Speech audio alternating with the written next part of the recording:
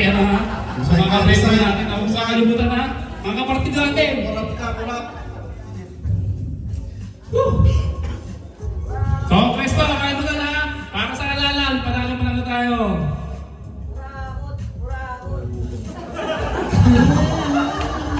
Brabot.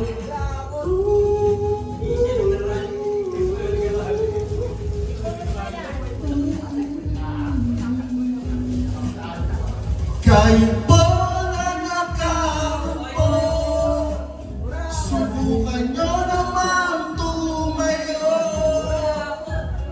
At baka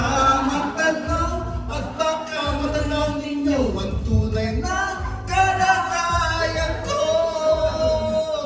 Kasi yan, tao po, nandiyan po ba kayo sa bakuran? Malaking bahay at mataas na pader, pinapaligiran at nakapilang mga mamahaling sasakyan, mga batay na palaging bulong ng bulong, wala namang kasal pero marami ang nakabaro, lumakas pa naman, walang butas ang bubong, mga plato at kutsara na hindi kilala ang totoong ang kanin ay simputinan, sasakapon.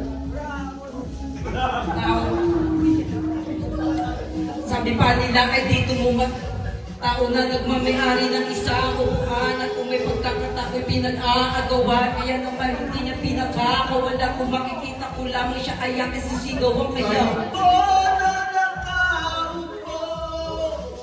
subukan nyo lamang tumayo at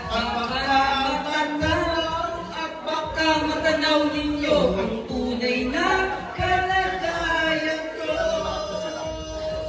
Mawalang galang na po sa taong nakaupo. Walang lubang matakan ng bigas namin ay dinding ng buhay namin ay pinagtagpit-tagpiyero sa gabi ay sobrang init at tumutunaw di kayang bilhin upang ilagay sa imo may pinakulong tubig sa lumang takuri uli-uli gamit ang paggatong na inano damang sa estero na nagsisip di na sa kumagi aking banyo ang aking hinay may kanyang barang na nagagamit ang pag-aangarakin pero ulang na ula pa rin tuyot kasi kakasyahe, di ko walang po talagang maraming harang o mataas lang ang baka doon nagbubulang-bulang lamang po kayo kahit sa dami ng pera nyo walang doktor na makapagpapalinaw ng mata nyo kayo. Huwag kang masyado halata, bato sa langit, ang matamay, huwag magali.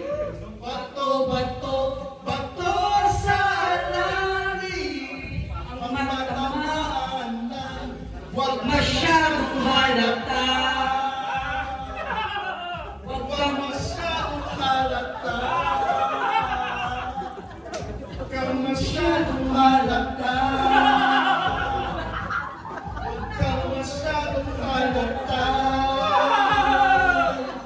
Rakot! Rakot!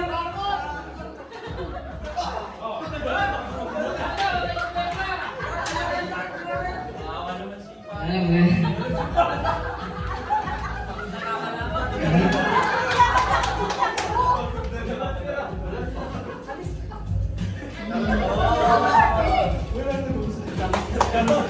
Ngayon, maraming salamat po.